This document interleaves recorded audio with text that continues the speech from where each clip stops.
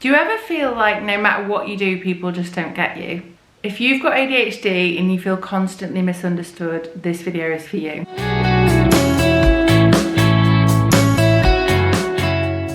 One of the hardest things, if not the hardest thing about having ADHD as an adult isn't the distraction, and it isn't the impulsivity, it isn't the to-do list that you never get to the bottom of.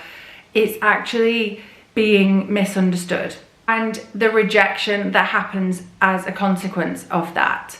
Because rejection sensitivity dysphoria, otherwise known as RSD, and what that is a real sensitive to perceived or actual rejection, which is a big part of ADHD. So what happens is you're constantly misunderstood in relationships, in a workplace setting, or any setting really. And I'm going to talk about the 10 biggest misunderstandings that I encounter, and also the way I've got over those things, because yes, this has been the hardest part of having adult ADHD, but also I'm at a point now where I really feel like I've conquered a lot of these elements through self-acceptance, self-compassion, and just giving myself grace. So misunderstanding number one, people sometimes have thought and think that I have ulterior motives. I don't want to blow my own trumpet or anything, but I'm genuinely a kind, well-intentioned person. I have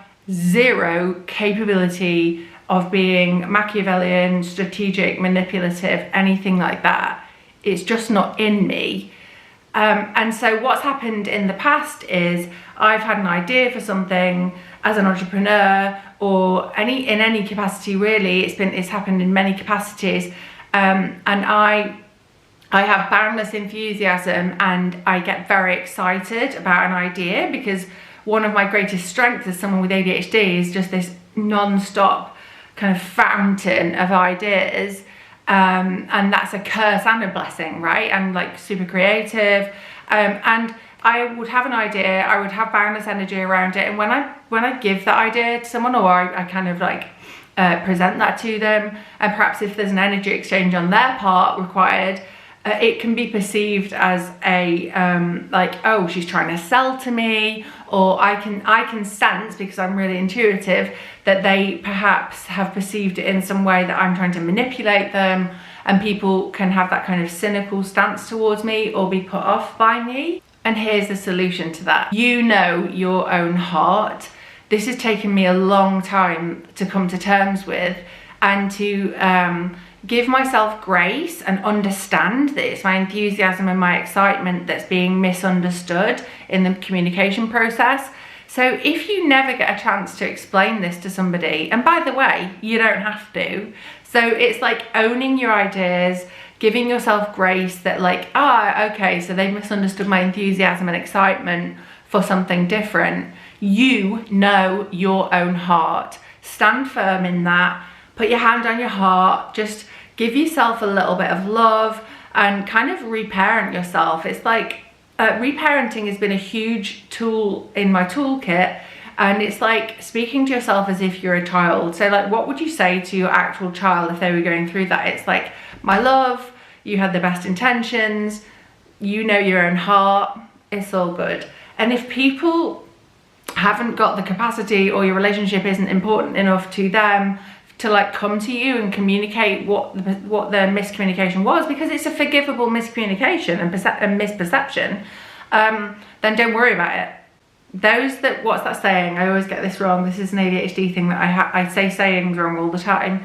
It's like, those that matter won't mind, and those that mind won't matter. No, I don't know, but you know the saying I mean. Number two, impulsive decisions betray actual values. You know, everybody has a set of core values, and if you've never done this exercise before, then I really recommend it, which is just working out what your core values are. And so, for example, one of my core values is well-being, and I really value like health, well-being. You know, I'm a yoga teacher, I love cooking wholesome, healthy food, but you know, impulsive decisions can betray those actual values. So this relates a lot to my drinking on-off sobriety story, which I won't go into too much detail here, that's for another video. but I can be totally tuned in to the full experience and full reasoning and everything around wanting, for example, sobriety and loving my sober life and all the rest of it. But an impulsive decision can betray all of those things and actually make me make a bad decision and reach for the drink or whatever it is. You can relate to this in another context perhaps. So it's not about hypocrisy. It's about a disconnection in the moment. My values haven't vanished. It's just that my executive function has dropped out in that moment. Solution for this is deep self-compassion. Start again the next day. Don't just throw everything out just because you slipped up. So a huge part of my own adult ADHD story has been about developing self-compassion and continually starting again. So yoga philosophy has helped me so much, learning about how, you know, every breath, every second we get to begin again. And I would really say that that's relevant here. So just begin again. If you've done something that betrays your values the day before, you've got to have self-compassion. You've got to give yourself grace and begin again. It's okay. Dust yourself off, get rid of that funky energy, throw it out the window and start again. If you feel like this needs to be explained to somebody, then explain it to them. And again, we come back to the same thing. Those that mind won't matter. No. Those that matter won't mind. The important people will understand, especially if they've taken the time to understand ADHD. Number 3, and this is a really big one, and I see it often with children. So whilst this video is really about adult ADHD, and in particular for me as a midlife woman, this one really speaks to like children's experience and teenagers, and I see it all the time with my own kids. People mistake PDA or a PDA profile for being difficult. So PDA is pathological demand avoidance, and it's often seen as an element of autism, but it's actually a really big part of ADHD too. And it's actually, and you can not have ADHD or autism and have a bit of a PDA profile. And PDA is actually, it's not just people being difficult. So if you give somebody a demand and they don't want to do it, it can literally, for somebody with a PDA profile, it can feel like a total loss of their autonomy, and it can feel like an existential, visceral crisis of self. So when people have given me demands in the past, and I've not wanted to do them, on the one side I have this kind of people-pleasing side, but on the other hand I definitely have always had a PDA profile. So for example, I don't do very well in employment. I've always, apart from one job that I had, I've always been much better as being a self-employed person. What can happen is people get given a demand, and also the way you say it and the language is important here.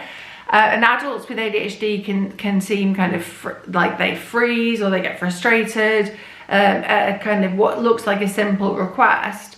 But it's actually, it can be anxiety, it can be sensory overload, but it can also be that deep sense of like, no, I just don't want to do that, and I have to kind of advocate for myself here. It can also be a trauma response, because imagine having all of this misunderstanding all of the time. What happens is you develop low self-esteem, and what also happens is you develop like a hard exterior, like a protective layer over your heart, and that can come across as a bit of attitude. It can come across as like sassy, you know, it can come across as like rebellious. Like a lot of people in prison have got ADHD, a lot of people who are kind of misbehaving, I've got ADHD, they feel marginalised because they've always been marginalised. The solution here is to own it. So a big part of these solutions is self-acceptance. So the more I own the fact that I've got a PDA profile and that I can be a bit of a rebel, and you know, it helps for me to kind of explain that a little bit to people sometimes if they're worthy of the explanation. But you really need to own your autonomy and your need for autonomy. So this is also about self-advocacy. So when I realised I was ADHD and I got the diagnosis, I kind of just went, nah, I always knew that, it's fine.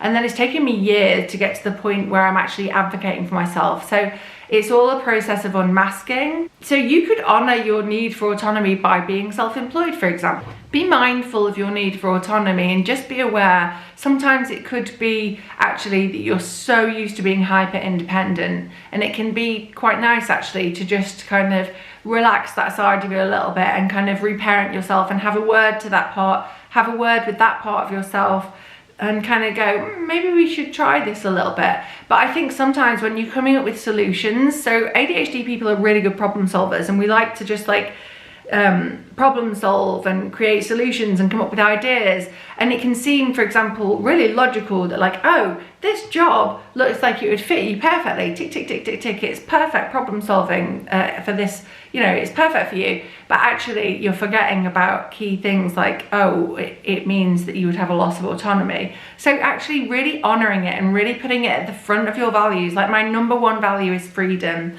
and that definitely speaks to this PDA part of myself. Number 4 is silly mistakes. Oh, you must be stupid.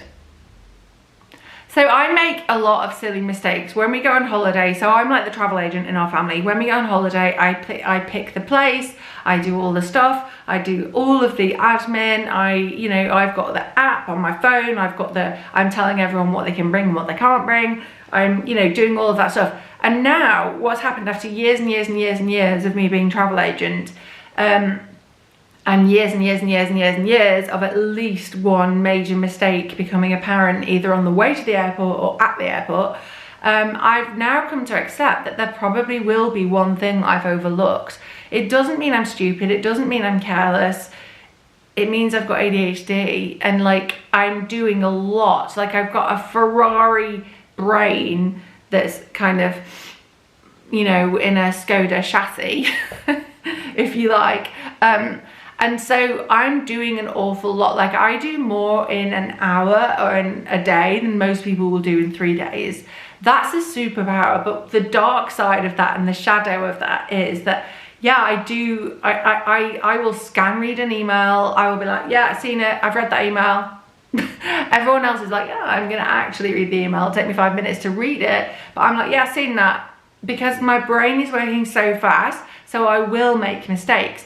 So there is an element of carelessness here, but also it is part of my ADHD. So I'm very creative, I'm very capable, I'm very fast, but I will overlook certain things. And so making the odd mistake is just part of who I am. So my brain is always working overtime. It's just not always focusing on the right thing at the right moment. So solutions for this are, yeah, okay, try and slow down. Yeah, okay, try and focus on one thing at a time. All of these kind of things that neurotypical people say to us, they're not going to work because we've got ADHD. So my solution is actually self-compassion. It's kind of expecting there to be a little mistake here and there. And if you want to gatekeep around that, like maybe say to your husband or your mum or your sister or your cousin, whoever, like, do me a favor, just check this for me if it's a really, really important thing. So ultimately it's like, have compassion for yourself and move on.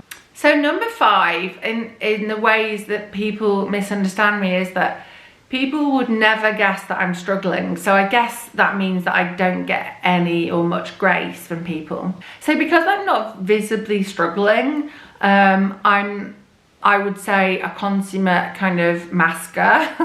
I've learned to smile, I've learned to say the right thing, I've learned a lot of confidence skills, and I'm also around people, that have these skills, and my husband is a very confident kind of person, and I do have an innate confidence, but that's come in later life.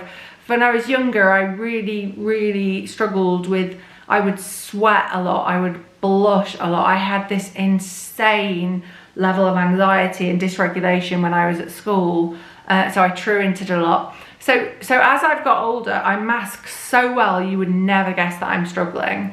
And a lot of the time I'm not struggling because I've learnt self-compassion, I've learnt self-acceptance, I've put down the alcohol. So, I've created a holistic ADHD toolkit I eat well, I hydrate well, I prioritise my sleep, I say no to things.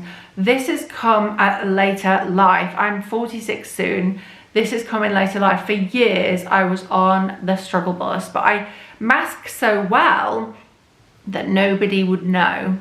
So people assume that I'm confident and outgoing, and you know, so they wouldn't understand that actually I am introverted, and I really do feel very dysregulated in some social situations, and I have a lot going on in the inside. So I have a lot of hyperactivity internalized.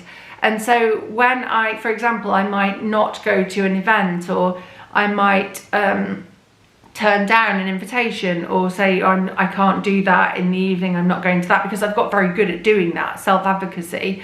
They might interpret that as, you know, unfriendliness or unwillingness or kind of antisocial or something like that. The solution here again is to honour yourself. Honour the fact that you don't like, for example, evening socialising, you don't like big groups of socialising. You know, if you do go, leave early, do the backdoor boogie, you don't owe anyone anything. So start making dates that work for you. Like if you prefer one-to-one socialising, you prefer going out for lunch and coffee, or maybe you prefer like shoulder to shoulder, like going to the cinema or going for a walk, then just you do that. Number 6, exhaustion can look a lot like laziness. So imagine being somebody, well, you already know if you've got ADHD, that notices absolutely everything. And so when I go to, for example, a meal with 10 other people there, I am so tapped into every single person at the table, to the waitress, to the manager, to the other tables. So I'm not just listening to the person I'm talking to, I'm also tapped into every single thing that's going on in the room. And because I'm a bit of a meddler, if you like, especially if I care about the other people in the room, I'm like aware of that person over there that's like looking awkward and not talking to anyone, and that's weighing heavily on me. Or like I'm trying to be nice to the waitress that's struggling and noticing that, and I've noticed that that person over there didn't get the coffee that they asked for, so I'm like reaching, you know, to like get the manager's attention. It's exhausting. Other people who, especially neurotypicals, who go for the meal, will go for the meal, and they will eat the pizza in front of them, and they will talk to the person next to them. So, for example, social exhaustion, it is insanely real for me. And also, can I just add to that, is that, you know, like in a normal working day, so a big superpower of mine is that I can do so much. And for people that live with me and have known me my whole life, like they're just used to that level of output. But when I'm with other people, I notice like, wow, like and I'm honestly not saying this to blow my own trumpet, it's like I work so fast, hence the mistakes. I work so fast, I do so much, I multitask so much, that like 1 day's worth of work on my business, or like 3 hours on my business, a neurotypical person might achieve what I've done in 3 hours over a week. And I'm not exaggerating. I've been in business containers where like I have done so much in a couple of hours and other people haven't. Here's the thing, their thing will be more well thought out. They'll probably get it right first time. I'll probably do 10 different iterations. I'm not saying I'm always the most efficient, but what I'm saying is I do so much that often I'm very much like my flame burns very bright and then it goes out because I need to rest. So the solution to this is, when people highlight it to you, don't react defensively. You can lovingly explain that to them. So like, for example, my family were roasting me the other day saying like, Mum, you're always like lying on the sofa and watching the Kardashians or whatever. And instead of reacting, which I've done before and got upset about it, I just like sat there and was like, I don't care, like roast me if you like, because on that day that you were talking about, I did so much, but they just didn't see it. So don't react defensively. Own the fact that you are a superpower goddess, and you do so much in such a short window of time. Rest when you need to. Like this whole thing about like people being ashamed to rest, I have got rid of that crap. because rest is so important as somebody with ADHD. It's a huge part of your toolkit. I'm also a projector in human design. So if you don't know about human design, that's for another video, but it's definitely worth another video. So I've learned that as a projector in human design, I'm literally designed to work like this. So my energy ebbs and flows. So I will do something like and then rest. And that's just how I am. And I'm gonna own it. Okay, number 7. No, that's 8. 7. So people can think you're being dramatic. As a neurodivergent person, certain things will really trigger, maybe too strong a word, but yeah, trigger. So I'm going to give you an example. So I was on a yoga training, and something had happened in the country where we were, and there was a big potential. People's flights were being cancelled, and whilst I really felt for them, I'd been away from my family for 7 nights, and I was really worried about, like, oh my God, is my flight going to be cancelled? I need to see my kids. Like, I've been away from them for a week. I burst into tears, and I noticed and I detected that there was a sense from other people that, or someone, that I was being overdramatic. And so the thing is, when there's a big change, and I know this is a big autistic trait as well. By the way, I also acknowledge that I might be ADHD. That's for a whole other video. So when there's a huge change, I really, and it's like sudden, and it's like the rug's pulled from out of you. Like, I don't like it. I don't like it. It dysregulates me. Add to that the fact that it was to do with not seeing my family. Oh my God, like, no. So again, I've had this happen to me a couple of times with flights. So like, you're on your way somewhere, and then all of a sudden you're bumped off a flight. This is a big one for me, and it can really upset me because I want to be chill, and I am chill about lots of things, but when it's something as huge as like, oh, I was gonna get there at this time and go to this hotel and like this, do this with my trip, or something, you know, it really messes with your plans. It can really, like, literally make me cry. So people can interpret that as like, God, you're being really dramatic, like, grow up. And there's that thing, isn't there, about like ADHD people have kind of like quite, they're perceived as having quite childish traits, and it can be perceived as that. But the context is that our brains are wired differently. You're not broken, you're just wired differently. And so it's just going to take me a minute to process it. And what I do in this situation is I sit down and I process it, and I give myself some grace, and I give myself some love. And it's like, you know, you don't owe people an explanation. So a really nice reparenting tool is called havening, and it's literally like, give yourself a hug. Like, give yourself a minute just to be like, yeah, this effing sucks. Like, I'm not going to be able to go to the hotel I wanted to go to, or I'm not going to see the people I wanted to see tomorrow. And then just like do this with your face, like cup your face, like rub your arms, like havening, like just comfort yourself. And then big girl pants on, deal with what you've got to deal with. But you don't owe people an explanation. This is the biggest thing. So it's about self-acceptance, self-compassion. Give yourself some bloody grace. So if I'm talking to somebody, especially if I really like them, they could potentially think that you're rude because you talk over them and you might interrupt them. Oh my gosh, like, this happens worse when it's someone I really like and we're talking about something that's so exciting to me. Like, if it's boring to me, I won't interrupt them, and I won't be chomping at the bit to get involved in the conversation. So take it as a compliment that I'm like really interested in what you're saying. But it's very much something that people could misconstrue and say, oh, she likes the sound of her own voice, oh, she can't shut up, oh, she's a level 0 listener. Like, it's really something I've had to work on.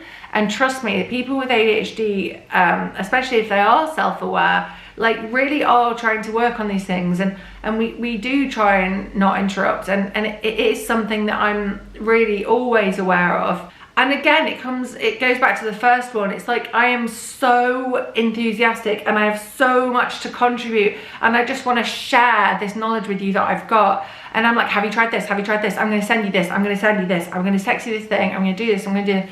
Like, I really, like, that's why I do YouTube videos, and that's why I had a blog. It's like, my dharma in the world is to like share what I have with you. Like that's what lights me up. And so I can't stop talking and interrupting. And people can absolutely misconstrue that as being rude. The solution here, this is one where I do think it's okay to just quickly explain yourself and kind of go, sorry, I'm interrupting. I've got ADHD. Sorry, I'm just so enthusiastic. Carry on. That is where it's worth doing it. So number 9, people might think that I forget them because I don't care about them. So I have this thing which is object permanence, and it's very much an ADHD trait. So unless something's right in front of me, it doesn't exist. So thank God that other people in this house remember the rabbit that lives at the top of the garden, because he's out of sight, he's out of mind. Same thing with the polytunnel. It's out of sight, it's out of mind. It doesn't exist to me. Like, what's the polytunnel? So a good example of this is like, my daughter will say, get this for me from the shop, or I asked you to do this, Mum. And she will very much misconstrue that as I don't care. So because I've forgotten what she's asked me, she thinks it's because I don't care about her. So I have to explain to her, because she is worth explaining to, of course, that's my ADHD. It's not that I don't love you any less than anyone else. It's that the thing you asked me wasn't physically in front of me and I forgot it. So likewise, like I have so many WhatsApp messages. I have, like we all do, right? I think I'm particularly bad for it. I have so many emails coming in. I have so many everything. You know, it's very noisy.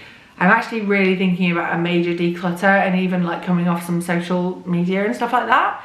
But because I've got so much taking up my already reduced executive function, it's very easy for things to drop through the net. The solution to this is to explain to people who are worthy of an explanation. And the other thing is like make lots of lists, make lots of alarms. I make a lot of alarms. My notes app is like full to busting. I'm often making little alerts, little alarms, because I'm really good. I've like problem solved this a lot. So it's like if we're talking about doing something, my follow through actually as an ADHD person is really, really good. And I think that's because I've had to create a solution for it. Last but by no means least, this is a big one. Number 10, people think I'm flaky.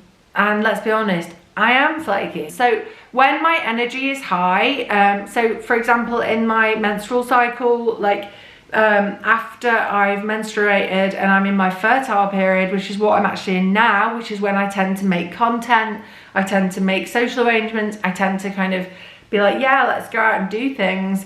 That's when I'm feeling sociable, that's when I'm feeling energized.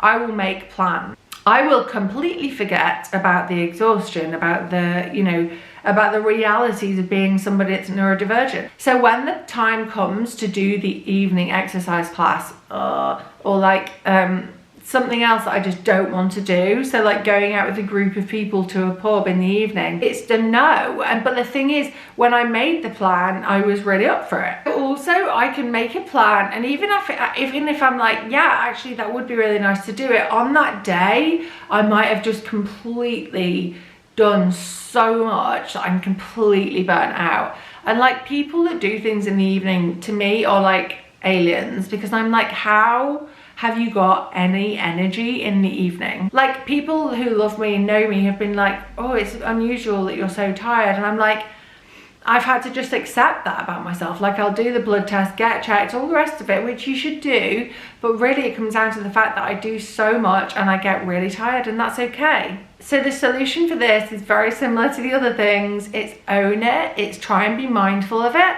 So what my coach has said to me once, and it's really good advice, is don't make any decisions on an emotional high or an emotional low.